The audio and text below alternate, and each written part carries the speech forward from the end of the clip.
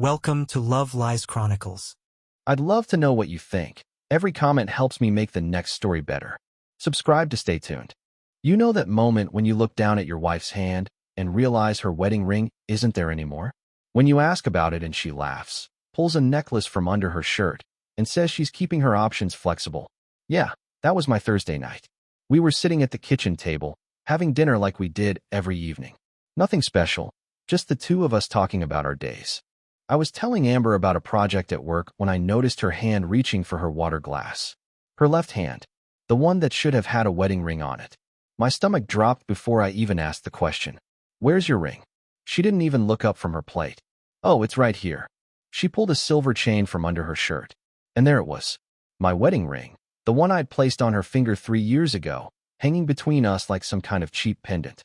"Why are you wearing it on a necklace?" "It's more comfortable this way," she said, taking another bite. "Plus, I like having options." I set down my fork. "Options? What does that mean?" She finally looked at me, and there was something in her eyes I hadn't seen before. Defiance. Challenge. You know, keeping things flexible. Not feeling so locked down all the time. The words hit me like cold water. Locked down. You're talking about our marriage. I'm talking about feeling like I can breathe, Brandon. All my friends think it's empowering. Claire said I should have done it months ago. Claire, I repeated. The one who's been divorced twice? Amber's face flushed. Don't be like that. You're being possessive. I'm being possessive for asking why you're not wearing your wedding ring. It's just jewelry, Brandon. Don't be so insecure about it. She stood up, leaving her half-eaten dinner on the table, and walked to the bedroom. I'm getting ready. Girls' night at the Continental Club. Don't wait up. I sat there, staring at my own wedding ring. The one still on my finger, where it belonged. Where I thought both of ours belonged. Something inside me went completely cold. By the time Amber came back out, dressed for the club in something she definitely hadn't worn around me in months, I'd made a decision. I twisted my wedding ring off my finger. It felt strange after 3 years of constant wear. I found a notepad in the kitchen drawer and wrote 4 words, "Sell it." I'm flexible too. I placed the ring on top of the note, right in the center of the kitchen table where she couldn't miss it. Amber grabbed her purse, checked her makeup in the hallway mirror, and headed for the door. She was so focused on her phone, she didn't even glance at the table. The door closed at 7:52 p.m. I know because I checked my phone and made a note of it. Then I called Greg Hammond. Greg and I went to college together. He was a divorce attorney now, one of the best in Austin. I'd never thought I'd need his services. "Brandon, it's almost 8 on a Thursday. This better be good. My wife is wearing her wedding ring on a necklace. She says she's keeping her options flexible." There was a pause. "I'm listening." I told him everything. The necklace, the conversation, the girls' night out, the whole pattern I'd started noticing over the past week. Amber staying out later. Coming home drunk. The way she'd been dressing. The constant references to her friends and their opinions about marriage being outdated. "How long has the ring been on the necklace?" Greg asked. "I first noticed it 5 days ago. Tuesday morning." I didn't say anything then because I thought maybe it was temporary. Maybe the ring was bothering her finger or something. But it wasn't temporary. No. Tonight, she told me what it really meant. Greg was quiet for a moment. "What did you do after she left?" I took off my ring. Left it on the kitchen table with a note saying she could sell it. "Good. That's very good. Brandon, listen to me carefully. I need you to document everything from this point forward. Every text, every call, every social media post. If she comes home drunk, note the time. If she sends you anything, screenshot it. Can you do that?" "Yeah. I'm going to start drawing up paperwork. Just in case. In the meantime, do not engage emotionally. Stay calm, stay factual, and collect evidence." I hung up and opened Instagram. Amber had already posted. She was at the Continental Club, just like she'd said. But she wasn't with her girlfriends. She was surrounded by men. Her hand was on one guy's chest. The ring on her necklace was clearly visible, catching the light in every photo. The caption read, "Finally feeling free. Living my best life. No rules." I took screenshots of everything. Every photo, every caption, every tag. Then I documented the timeline in a note on my phone. At 9:15, my phone rang. Amber's name lit up the screen. I answered. "What the hell is wrong with you?" Her words were slurred. Background noise flooded through, loud music and women laughing. I could ask you the same thing. You left your ring on the table. With some dramatic note. Are you seriously doing this? You're wearing yours on a necklace and telling me you want to keep your options flexible. I'm just being flexible too. It's just a necklace, she screamed. You're being ridiculous. And I'm just responding to what you told me. Isn't that what you wanted? Flexibility? You can't seriously be ending our marriage over something so stupid. I kept my voice steady. I'm not ending anything. You already did that when you turned our wedding ring into an accessory. Maybe if you weren't so boring, I wouldn't need to keep my options open. There it was. The truth underneath all the talk about empowerment and flexibility. Your options are about to become very clear, I said. She hung up. Over the next 4 hours, Amber posted 17 times. Each post showed her getting progressively drunker, progressively more flirtatious with the men around her. In every single photo, that ring hung from her necklace like a trophy, like proof that she was married but available. At 1 a.m, my phone rang. It was Tom Rodriguez, a mutual friend from college. We'd stayed in touch over the years, but we weren't close enough for 1 a.m. calls. Brandon? Sorry for calling so late. I just saw Amber's posts and I needed to reach out. Which posts? The ones she's been putting up for the last hour. She's spinning this whole thing like you're some kind of monster. Says you locked her out over nothing. That you're controlling and abusive. Man, I don't know what happened between you two, but this doesn't sound like you at all.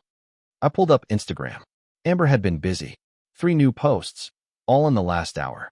Each one painting a picture of an innocent wife victimized by a cruel, controlling husband. The first post showed a photo of her crying. Caption: when you realize the person you loved never really knew you at all. When one misunderstanding destroys everything you built together. The second was a quote graphic. Sometimes the people who claim to love you the most are the ones who hurt you the worst. The third was the most calculated. A throwback photo of us on our wedding day, looking happy. Caption: 3 years ago, I married my best friend. Tonight, I'm locked out of our home because I expressed my feelings honestly. If you love someone, you don't punish them for being human. You work through it together. The comments were full of support from people who didn't know the whole story.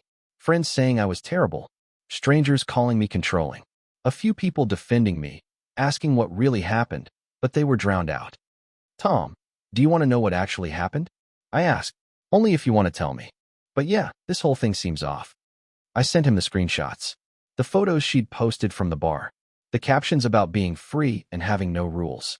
The timeline showing the ring on the necklace. The recording of our phone call. Jesus, Tom said after a few minutes. She posted all that? While wearing her wedding ring on a necklace. Yeah. And now she's acting like you're the bad guy? That's how this works. She tested me. I failed her test by having boundaries. Now I'm the villain in her story. What are you going to do about the posts? Nothing. Let her tell whatever story she wants. The evidence speaks for itself. Anyone who actually matters will ask me directly. Everyone else can believe what they want. You're calmer about this than I would be. I'm tired, Tom. I'm tired of the games. I'm tired of the manipulation. Let her have her narrative. I have the truth. We talked for a few more minutes. Tom told me he'd set the record straight with our mutual friends, show them the real story. I told him it wasn't necessary, but he insisted. People need to know, he said. You can't let her destroy your reputation with lies. After we hung up, I looked at her posts one more time. Then I blocked her on every social media platform. I didn't need to see her version of events. I knew what really happened. So did she. That was enough. At 10:30, she posted a photo leaning against a tall guy at the bar, his arm around her waist, her hand on his chest. She was looking directly at the camera with a smile I'd never seen before. Defiant. Victorious. The caption: some people appreciate what they have in front of them. I screenshotted and sent everything to Greg. His response came back immediately. This is gold. Keep going. At 11:47, Greg called me back. I've reviewed everything you sent. Brandon, she's literally advertising that she's available while wearing her wedding ring as decoration. The symbolism alone will destroy her in court if it comes to that. You think it will? I think you need to be prepared. Change your locks tonight. Get a smart lock if you can. Document every attempt she makes to contact you or return to the house. And whatever you do, don't let her think this is temporary. What about her stuff? That's up to you. But if you're going to remove her access to the house, you need to make her belongings available to her. Can't be accused of holding her property hostage. After I hung up with Greg, I went to work. The smart lock I'd bought 6 months ago but never installed was still in the garage, in its box. I'd meant to put it in as a weekend project, but never got around to it. By midnight, the old lock was off and the new one was installed. I programmed it with a code only I knew and tested it 3 times. Then I started packing. I went through the house methodically. Her clothes, her shoes, her makeup, her jewelry. The decorative pillows she'd insisted we needed. The scented candles that made the whole house smell like vanilla and lavender. The pictures of us together came off the walls and went into boxes. By 2 in the morning, I had everything stacked neatly in the garage. The house looked different. Cleaner. More like it had been when I'd bought it, before we got married. At 2:17, I heard a car in the driveway. I watched through the window as Amber got out of an Uber. She was stumbling, her heels clicking unevenly on the concrete. Her dress was wrinkled. Her makeup was smeared. She looked like exactly what she'd been doing all night. She tried her key. Nothing happened. She tried it again, jiggling the handle. Then she started pounding on the door. "Brandon, open this door right now." I walked to the door, but didn't open it. "We can talk through the door." "Through the door? Are you insane? Let me in." "You said you wanted to keep your options open." "That was just me being playful. You know I didn't mean it literally." "Really?" "Because you posted 17 photos tonight with other men. You told me that maybe if I wasn't so boring, you wouldn't need to keep your options open." "Which part of that wasn't literal?" Silence. "Why doesn't my key work?" Her voice was smaller now. "Because you're the one who wanted flexibility." "Well, now you have it. Permanently." "What did you do? What did you do to the house?" "I changed the locks. Your belongings are in the garage. I'll open the garage door so you can collect them." "You can't lock me out of my own house." "It stopped being your house when you decided our marriage was optional." I pressed the button for the garage door opener. It rolled up slowly, revealing the neat stacks of boxes and bags. "This is my stuff. All of it." "That's correct. You can't do this. I'll call the police." "Go ahead. I'll show them the documentation. The photos you posted. The recording of our phone call where you said you were keeping your options open. The timeline of your behavior. Which part do you think they'll find more interesting?" She kicked the door. Then she started crying. Big, dramatic sobs that might have worked on me yesterday. Today they just sounded like manipulation. "Please," she said, her voice breaking. "Please don't do this. I was drunk. I was stupid. I didn't mean any of it. You meant enough of it to wear your wedding ring on a necklace for 5 days. You meant enough of it to go out and parade around with other men. You meant enough of it to post about it for everyone to see. I love you. You love what I provide. There's a difference. You have 10 minutes to take what you can carry. The rest will be here tomorrow morning. I suggest you come back with help." I heard her crying for another few minutes. Then I heard her loading things into the Uber. The car drove away at 2:41. I closed the garage door and went to bed. The next morning, Friday, I moved everything from the garage to the front lawn. Neatly organized, nothing damaged. Just clearly being removed. Mrs. Patterson from across the street was watching from her window. I gave her a polite wave. By noon, the whole neighborhood would know. That was fine with me. Amber showed up at 9:15. She'd changed clothes and fixed her makeup. She looked almost professional. A different strategy. "You're being cruel," she said, staring at her belongings spread across the grass. "I'm being clear. I never cheated. I didn't do anything wrong. You turned our marriage into an accessory you could take on and off based on your mood. It was symbolic. I was making a statement about feeling trapped. And I'm making a statement about consequences." She looked at me with tears in her eyes. Real ones this time, I think. "What do you want me to do?" "Beg." "I want you to call my attorney and discuss how we divide our assets." "Divide our assets? You mean divorce?" "You wore your wedding ring on a necklace to keep your options flexible. I'm giving you all the flexibility you wanted." Her face crumbled. "We've been married 3 years. And you threw it away in one night because you were bored." She started loading things into her car. Designer dresses that cost hundreds of dollars, now wrinkled from sitting outside all night. Shoes still in their boxes. The jewelry I'd given her for birthdays and anniversaries. "This isn't over," she said without looking at me. "Yes, it is. I'll fight this. I'll contest everything." "Go ahead. My attorney is expecting your call." She drove away with her car packed full, leaving half her belongings still on the lawn. I called a donation center. Someone could get some use out of what she'd abandoned. Over the next week, my phone wouldn't stop. 47 text messages, 23 calls, 2 emails, 1 handwritten letter left on the doorstep.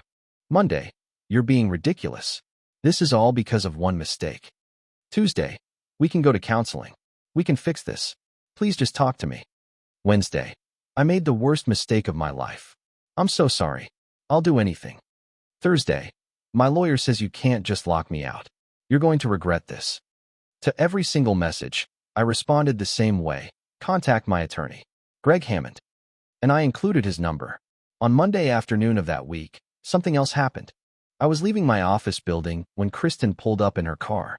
She got out and walked straight toward me. We need to talk, she said. I have nothing to say to you.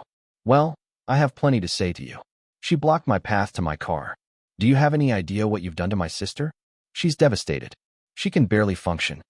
That's between her and my attorney. Your attorney. Kristen laughed bitterly. You really are that cold, aren't you? She made one mistake and you've destroyed her entire life. One mistake. I kept my voice level. She spent 5 days wearing her wedding ring on a necklace. Then she went out, got drunk, and posted photos with other men while telling me she needed to keep her options open. That's not one mistake. That's a pattern. She was trying to communicate with you. By telling me our marriage was optional, Kristen's face reddened. She felt trapped. She felt like you were controlling her every move. I never controlled her. I asked her where she was going because I cared about her safety. I expected basic respect because we were married. Apparently, that was too much to ask. You're twisting everything around, Kristen said. She loves you. She's always loved you. She just needed you to show her that you cared enough to fight for her. Fight for her. I stared at Kristen. By accepting disrespect? By competing with random men at bars? By begging her to come back after she publicly humiliated me? By showing her she mattered to you. She mattered enough for me to marry her. She mattered enough for me to build a life with her. But she didn't matter enough to herself to respect what we had. That's not my failure. That's hers. Kristen was quiet for a moment. Then she said something that made everything click into place. She did this in her last relationship too, you know? Tested him. He fought for her. They lasted another 2 years before he finally couldn't take it anymore. So this is a pattern for her. It's how she knows someone really loves her. If they won't fight, they don't really care. I shook my head. That's the most backward logic I've ever heard. Real love doesn't require testing. Real commitment doesn't need proof through games. If Amber needed me to chase her, compete for her, and tolerate disrespect to prove I loved her, then we were never going to work anyway. So that's it. You just give up? I'm not giving up. I'm refusing to play. There's a difference. I walked around her to my car. She called after me. She's going to fight this, you know. She's going to make this as difficult as possible for you. That's her choice, I said without turning around. I've already made mine. Then on Friday, exactly 1 week and 1 day after the Thursday night that changed everything, something interesting happened. I was still in a group chat with Amber's friends. I'd forgotten about it. Claire posted a message clearly meant to exclude me from seeing, but she'd posted it to the wrong thread. We all saw this coming. Amber's been unhappy for months. She just needed to shake things up and see if he really loved her or just wanted to control her. Then Jessica chimed in. The necklace thing was genius. If he really cared, he'd fight for her. Instead, he just gave up. The chat went on. Screenshots showed Amber had been planning this for weeks. Her friends had encouraged her to test me, to see if I'd step up and prove I valued her. I screenshot the entire conversation and sent it to Greg with one note. Premeditation documented. Then I removed myself from the group chat and blocked every single one of them. Greg called me 30 seconds later. This is perfect.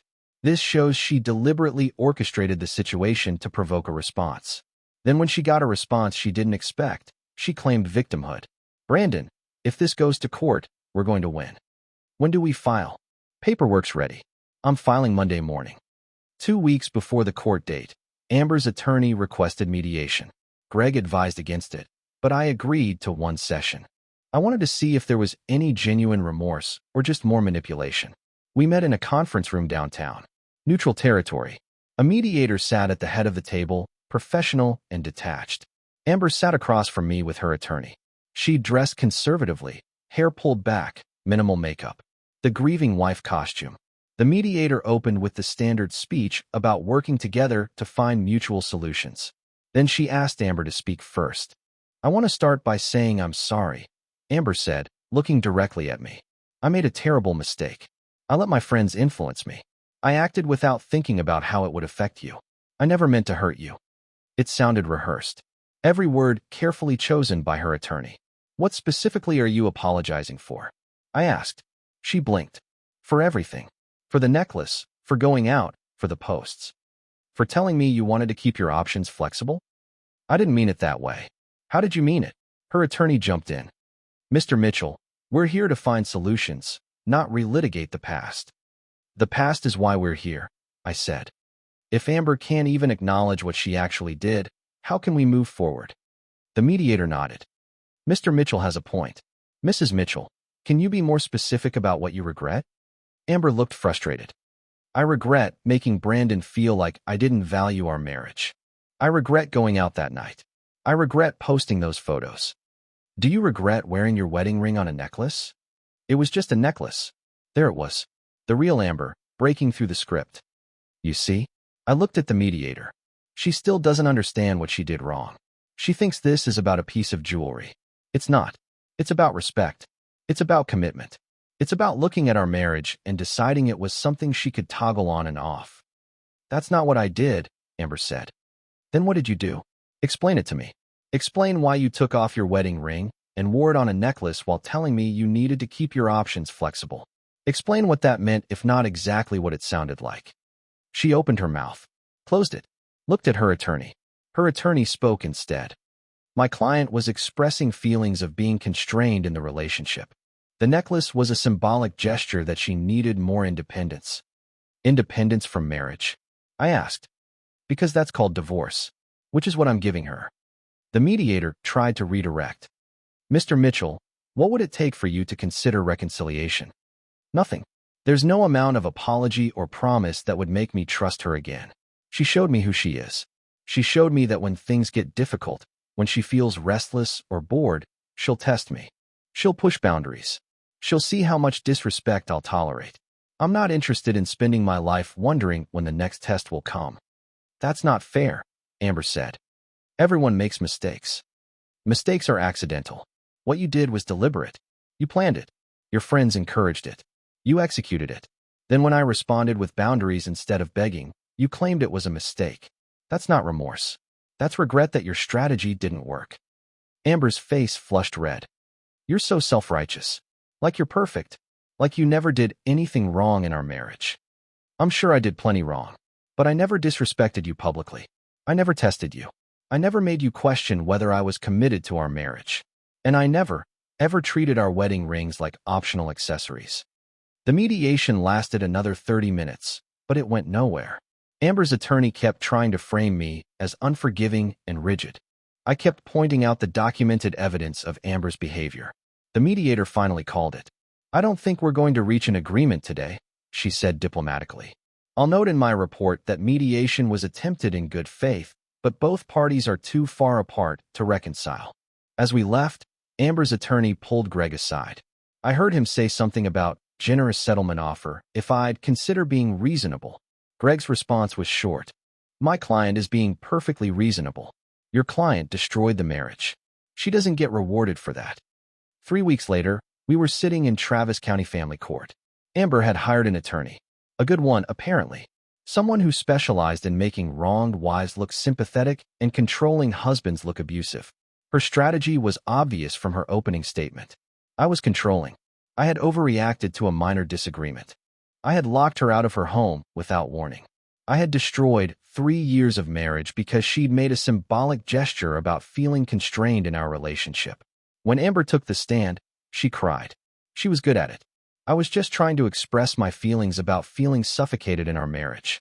I thought the necklace was a way to communicate that I needed some independence. I never meant to hurt him. I never intended to actually pursue other options. It was symbolic. Her attorney nodded sympathetically. "And how did the defendant respond to your symbolic gesture?" "He immediately escalated everything. He took off his ring, changed the locks, threw all my belongings out on the lawn. He ended our marriage over jewelry placement." "Did you at any point actually cheat on your husband?" Never. I would never do that. I love him. I was just trying to get his attention, to make him see that I was unhappy. Instead, he threw away our entire marriage. It was a good performance. I almost believed it myself. Then it was our turn. Greg pulled up the first exhibit on the courtroom screen. Photos of Amber wearing the ring on the necklace, time-stamped over 5 days. My attempts to discuss it with her. Her dismissive responses. Then the Instagram posts. All 17 of them from that Thursday night. The timestamps showed the progression. 7 p.m., at the bar alone. 8 p.m., surrounded by men. 9 p.m., hand on a man's chest. 10 p.m., leaning against someone with his arm around her waist. Each photo showing the ring on the necklace clearly visible. The captions were even better. Finally feeling free. Living my best life. No rules. And the one that sealed it. Some people appreciate what they have in front of them. Greg played the audio recording from our phone call. Her voice, drunk and angry. Maybe if you weren't so boring, I wouldn't need to keep my options open. Then came the text messages. Screenshots with timestamps showing everything from her initial anger to her desperate bargaining to her eventual threats. Finally, the group chat messages from her friends showing this had been planned. That it was a test. That she'd wanted to provoke a reaction and then claim I was controlling when I gave her consequences instead of competition. Judge Hendricks looked at Amber over her reading glasses. Mrs. Mitchell, did you or did you not tell your husband you were keeping your options flexible? Amber's face went pale. Yes, but I meant. Did you wear your wedding ring on a necklace while going to bars and posting photographs with other men? It wasn't like that. The photographs are quite clear, Mrs. Mitchell. The judge looked down at her notes. As are the captions. Finally feeling free. No rules. Some people appreciate what they have in front of them. These don't sound like the words of someone simply expressing feelings within a marriage. Amber's attorney tried to recover. Your Honor, my client was drunk and emotional. Being drunk doesn't excuse behavior, counselor. It reveals it. Judge Hendricks looked back at Amber. You told your husband you were keeping your options open. You displayed behavior consistent with someone seeking attention from other men. You documented that behavior publicly. And now you're surprised that he responded by making your desired flexibility permanent? I didn't want a divorce, Amber whispered. You wanted to test your husband. You wanted to see if he'd beg, compete, or tolerate your behavior. Instead, he documented it and protected himself legally. That's not his fault, Mrs. Mitchell. That's yours. The judge took off her glasses. I've seen many cases like this. One spouse decides to test the boundaries of the marriage. They think they're being clever, strategic. They think their partner will panic and become more attentive. Sometimes they're right. But sometimes, they discover their partner has self-respect and boundaries. And those partners don't play games. She put her glasses back on and read from her prepared statement. The court finds that the respondent engaged in conduct that demonstrated a clear abandonment of marital commitment.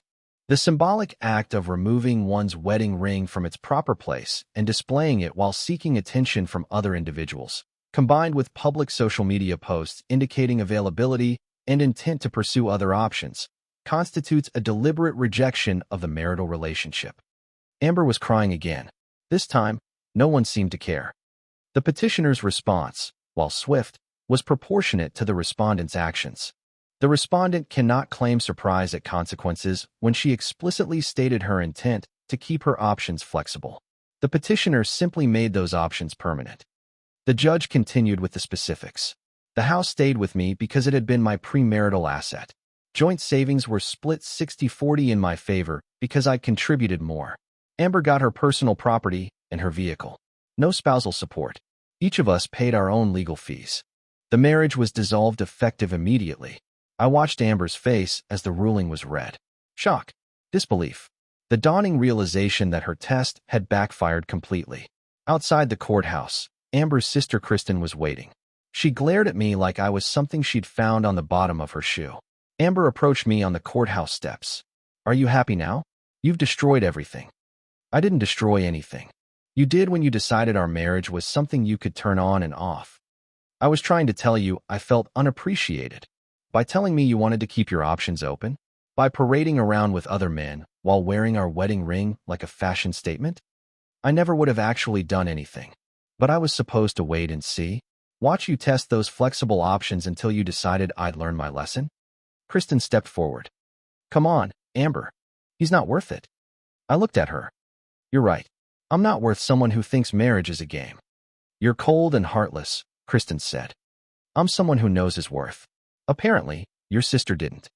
Amber's voice was small. You'll regret this. When you're alone and realize what you threw away.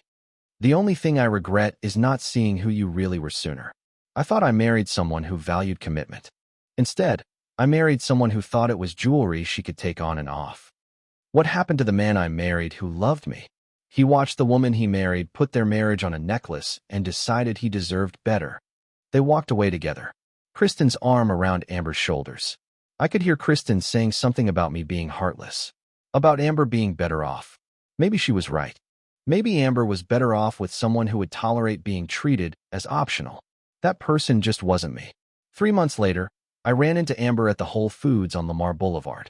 She was with someone new. Tall guy, good-looking, clearly trying to impress her. And around her neck, hanging from a silver chain, was a wedding ring.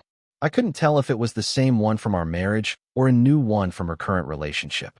Either way, the symbolism wasn't lost on me. She saw me. Our eyes met across the produce section. For just a second, I saw something flash across her face. Shame, maybe. Or recognition. Then she grabbed her new boyfriend's arm and suggested they leave. He looked confused but followed her out.